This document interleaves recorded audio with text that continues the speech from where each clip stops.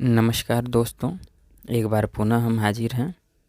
हम लोग बात कर रहे थे राज्य की उत्पत्ति के सिद्धांत के विषय में। हमने पिछले दिनों राज्य के उत्पत्ति में दैवी सिद्धांत की बात की थी। आज हम बात करेंगे सामाजिक समझौते के सिद्धांत की।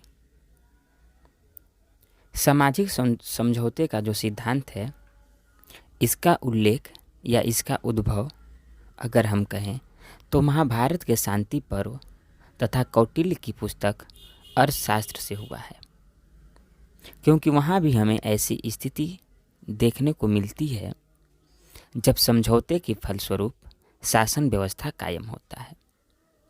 अगर हम पश्चिमी सभ्यता की बात करें तो सोफिस्ट वर्ग जो यूनान में हुआ करता था, इसने सर्वप्रथम इस विचार का प्रतिपादन किया। वहीं इपिक्यूरियन विचारधारा वाले वर्ग तथा रोमन विचारकों द्वारा भी इसका समर्थन किया गया। मध्य युग में मैनगोल्ड तथा थॉमस एक्विनास द्वारा भी इस सिद्धांत की पुष्टि की गई और सर्वप्रथम रिचर्ड हुकर ने वैज्ञानिक रूप से समझौते की तर्कपूर्ण व्याख्या की।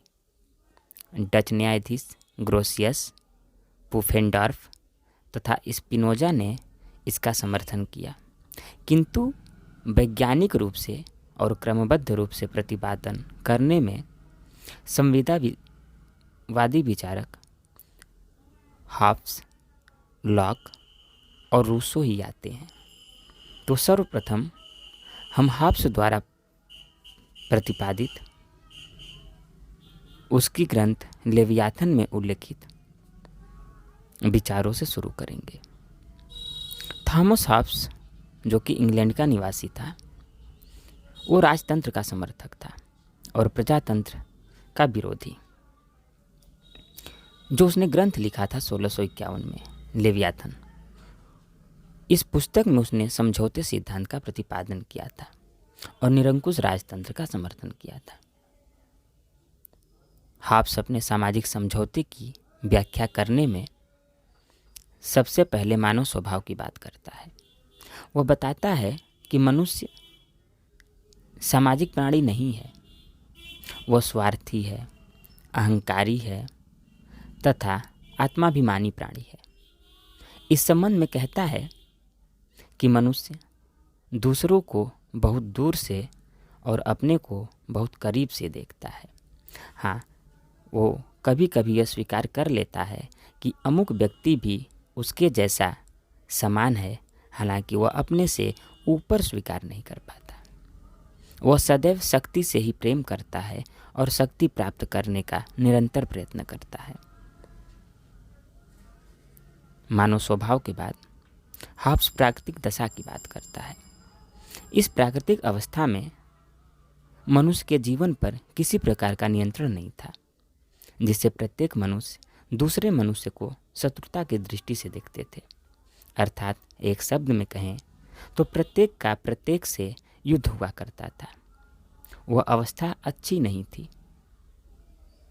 वहाँ पे न्याय अन्याय, उचित अनुचित, अच्छे बुरे अथवा सत्य असत्य का कोई ज्ञान नहीं था।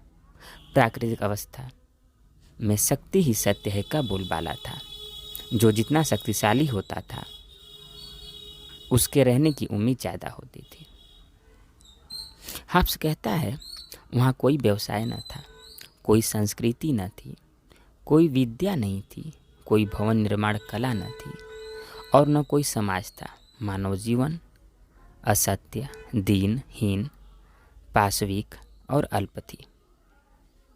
जो ये प्राकृतिक अवस्था थी जिसमें मनुष्य का जीवन क्षणभंगुर था, अल्पकालिक था, असुरक्षित था और जो उसके संपत्ति थे, जो उसके जीवन थे, सब पर खतरा मंडराता था। तो इन सब की सुरक्षा के लिए मनुष्य ने समझौता किया, शांति के लिए समझौता किया और प्राकृतिक अवस्था में मनुष्यों का जीवन तथा उनकी संपत्ति को सुरक्षित रखने में इस समझौते को कारगर माना गया। जब मनुष्य दुखी जीवन से छुटकारा नहीं पा पाया, तब समझौता किया और एक राजनीतिक समाज का निर्माण किया। क्योंकि हॉब्स का जो समझौता होता है यह मनुष्य और मनुष्य के बीच होता है और इसके परिणाम स्वरूप ही राज्य, समाज का निर्माण होता है या सरकार भी अस्तित्व में आता है। समझौते में हॉब्स कहता है कि प्राकृतिक अवस्था का अंत हो जाता है और सभी व्यक्ति मिलकर समझौता करते हैं। हॉब्स कहता है कि मैं इस व्यक्ति अथवा व्यक्ति के इस सभा को अपने पर अधिकार करने के अपने अधिकार को इस शर्त पे देता हूँ कि आप भी अपने पे शासन करने के अपने अधिकार को इन्हें दे देंगे। इसी रूप में हमारे नागरिक समाज का विकास होगा और जो नवीन राज्य का रूप होता है हॉब्स के समझौते द्वारा निरंकुश राजतंत्र का उत्पन्न होना स्वाभाविक था, क्योंकि वह कहता है कि मनुष्य जो था वो स्वार्थी था और शासन का स्वभाव जो है मनुष्य के स्वभाव पर ही निर्धारित होता है। तो शासक के प्रजा के प्रति कोई कर्तव्य नहीं है तथा प्रजा को शासक वर्ग के विरुद्ध विद्रोह करने का अधिकार भी प्राप्त नहीं था। हाँ, एक मौका था जब शासक व्यक्ति को उसकी जीवन लीला को ही समाप्त करने का आदेश दे दे या कोई ऐसा काम करने को कहे जिससे व्यक्ति का जीवन लीला ही समाप्त हो जाए, तो उस समय व्यक्ति उस बात को नहीं मान सकता था। यह एक मौका हॉब्स के सामाजिक समझौते में था। वहीं जब हम जॉन लॉक की बात करते हैं तो लॉक ने अपनी पुस्तक true treatise on civil government, जो कि 1690 में प्रकाशित हुई थी, में सामाजिक समझौते का प्रतिपादन किया है। यह भी इंग्लैंड का निवासी था। इसने गौरवपूर्ण क्रांति का समर्थन किया था। ये भी समझौते से पहले मानव स्वभाव की बात करता है। लॉक कहता है कि मनुष्य एक विवेकी प्राणी है, उसमें प्रेम, सहयोग, दया पाई जाती है।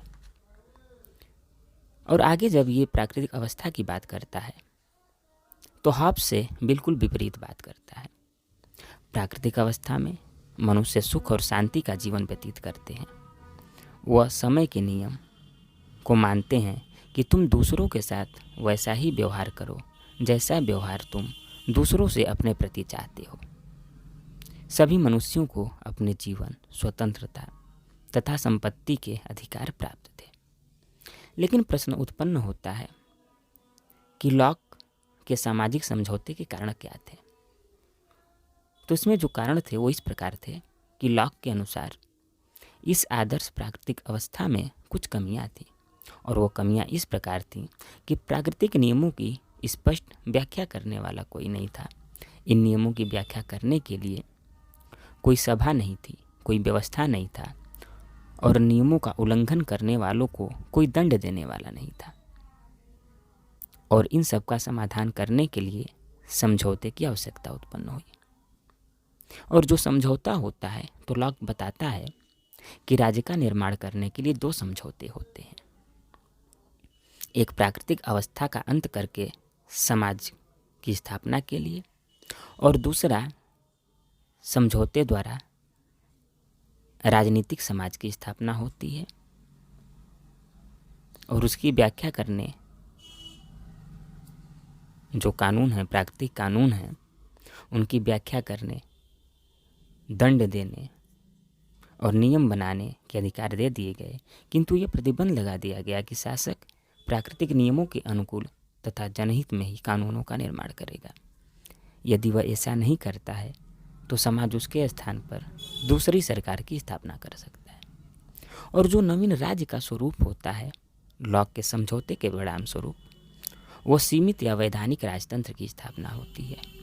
इसमें वास्तविक तथा अंतिम शक्ति जनता में निहित होती है।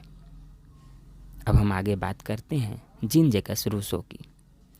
रूसो ने अपनी ग्रंथ सोशल कॉन्ट्रैक्ट, जो कि 1762 में प्रकाशित हुई थी, में सामाजिक समझौते सिद्धांत का प्रतिपादन करता है। और ये जो प्राकृतिक अवस्था बताता है, स्टेट ऑफ नेचर, उसमें बताता है कि ये जो प्राकृतिक अवस्था है इसमें व्यक्ति जो है, नोवेल सेवेस एक शब्द है, इसका मतलब होता है आदर्श बर्बर। यानी कि ये बताता है कि इस अवस्था में जो मनुष्य था वो आदर्श बर्बर था। इसमें कोई अच्छाई बुराई तेरे मेरे का कोई ज्ञान नहीं था। उसे किसी साथी की भी आवश्यकता नहीं थी। वो अपने आप में ही पूर्ण संतुष्ट था। उसमें वृद्धि विवेक का अभाव था। उसमें बुद्धि भी नहीं थी, विवेक भी नहीं थी। वो सरल शांति में सुखी जीवन जीता था और संतुष्ट था। तो समस्या ये होता है कि फिर समझौते क्यों किए गए।